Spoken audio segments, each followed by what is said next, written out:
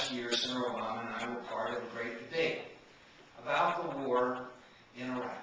Both of us agreed that the Bush administration had pursued a failed policy there, and we had to change course.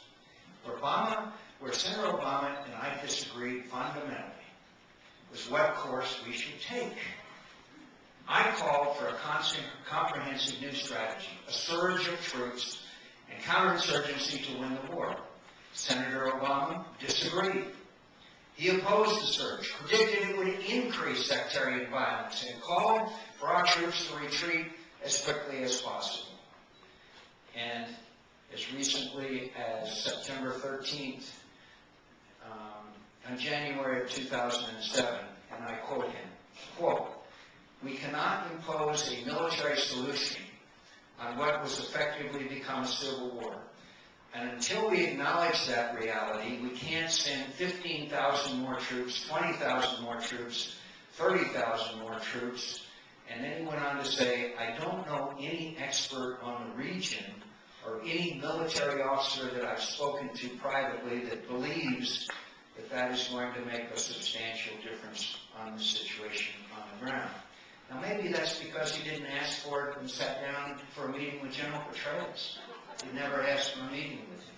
Maybe it's because he made only one trip to Iraq, and that was long before the surge began. And maybe it's because he was competing for the nomination of the Democratic Party.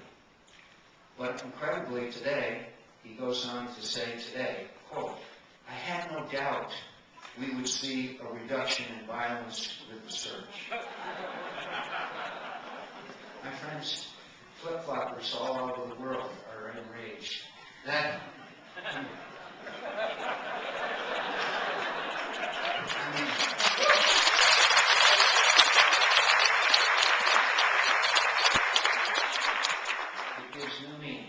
Gives new meaning.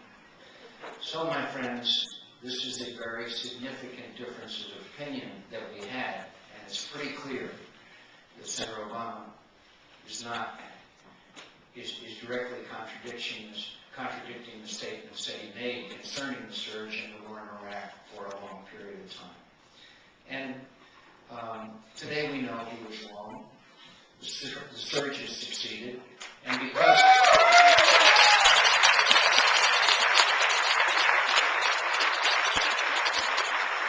of its success, the next president will inherit a situation in Iraq in which America's enemies are on the run, and our soldiers are beginning to come home.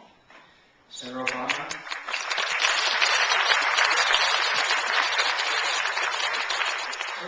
is departing soon on a trip abroad that will include a fact-finding mission to Iraq and Afghanistan.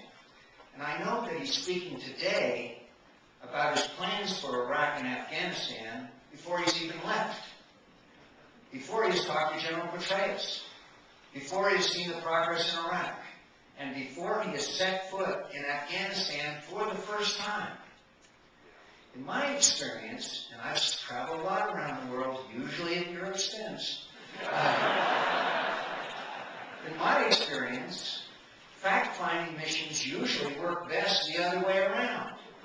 First, you assess the facts on the ground, then you present a new strategy. So, this is certainly somewhat of a departure from what I've usually done.